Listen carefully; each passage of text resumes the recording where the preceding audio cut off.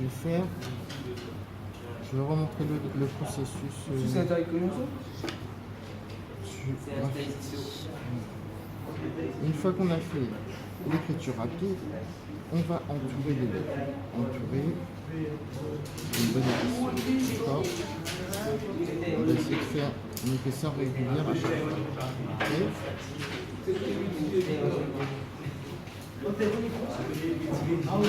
Essayons de garder une bonne forme de lettre. Forme agréable. Une forme qui suit l'écriture originelle, d'accord? L'écriture d'origine de l'élève. Voilà. Ensuite, quand on a fait ça, on va gommer la structure de la lettre. Okay.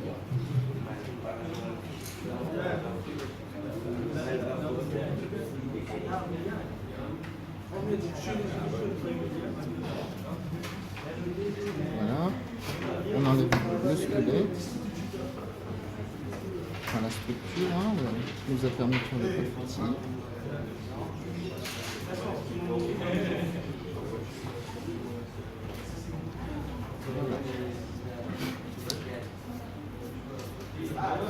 Voilà.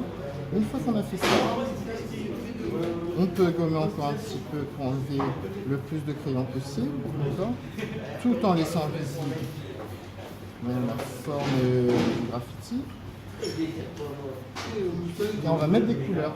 Donc pour les couleurs, ce qu'on peut faire par exemple, il faut toujours que les crayons soient bien taillés. Hein. Pour les couleurs, on peut choisir par exemple un ensemble de couleurs chaudes et un ensemble de couleurs froides. Donc par exemple des couleurs chaudes qui se suivent rouge, orange et jaune. Donc là je vais même prendre du magenta, tiens, ça va bien bleu. Et toujours bien tailler les crayons. Toujours bien tailler les crayons, je vois que celui-là est pas bien taillé.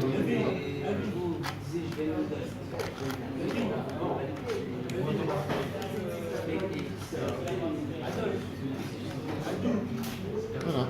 Et on va pouvoir faire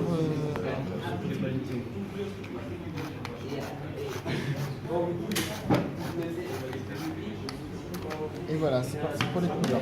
Alors on peut imaginer une ligne par exemple, ça peut commencer foncé en bas. Ça peut commencer foncé en bas et clair en haut. Donc je vais attaquer. Voilà, par exemple, on peut faire une ligne imaginaire, d'accord? Une ligne imaginaire avec le foncé, d'accord? Et plus ça va monter, plus ça va être clair, d'accord? Vous avez fait les dégradés déjà peut-être avec madame. Nous, là, on y va. Le crayon, on n'est pas obligé de prendre comme en français, comme ça. Hein. On va donner de la largeur à la mine. Hein.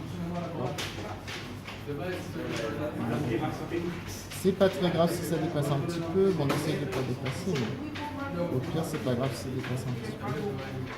Je vais montrer pourquoi. Parce qu'après, on va travailler les contours de toute façon. Voilà.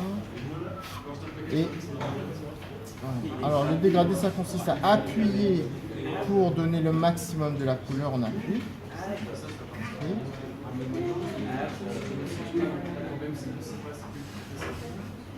Voilà. Et comme je passe à l'orange après, je peux retourner dans le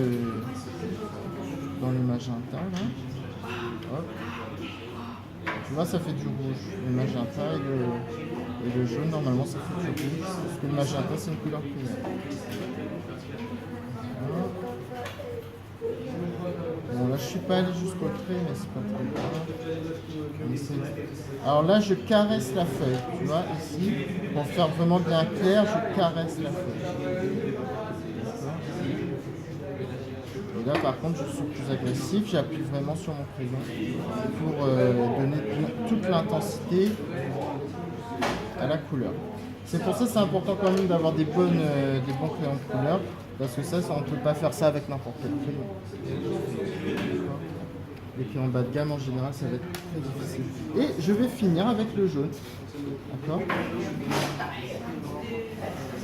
Alors là, on appuie. D'accord? Et puis plus ça va aller, plus on va... pareil, on va caresser la feuille. D'accord?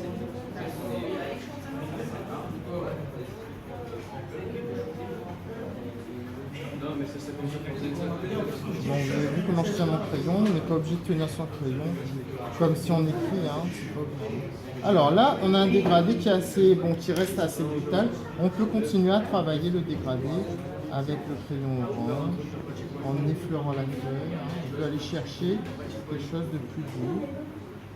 En mettant le crayon bien penché. En fait, c'est une question de temps qu'on va passer sur le dessin, hein, tout simplement. Hein.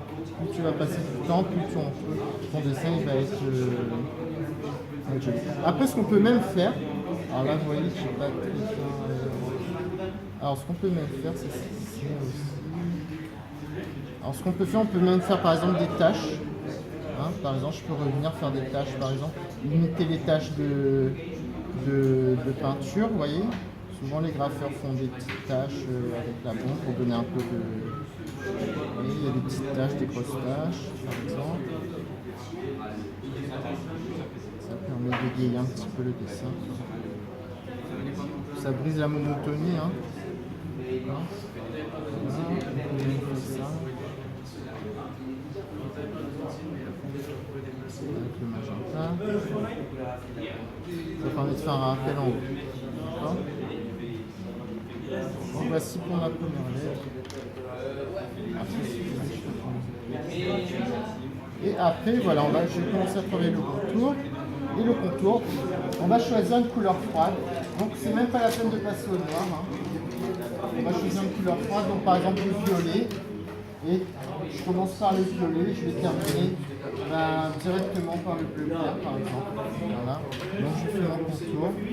Toujours pareil, on respecte la forme originale, la forme originelle de la lettre. Voilà. On suit bien la forme de la lettre.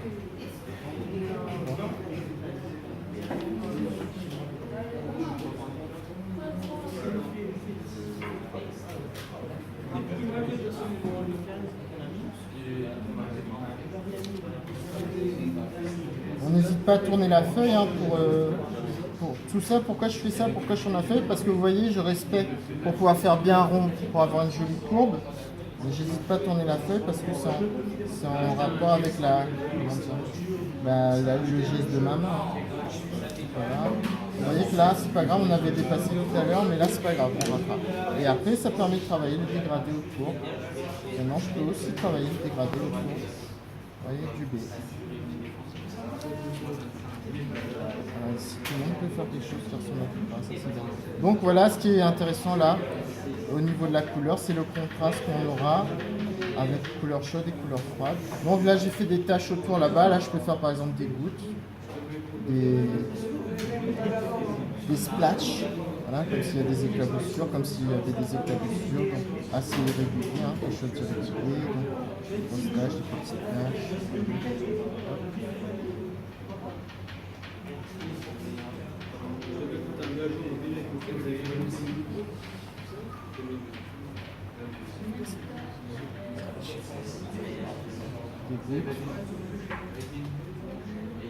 Je suis assez irrégulier pour que ça marche, parce que si c'est trop régulier, ça va faire bizarre.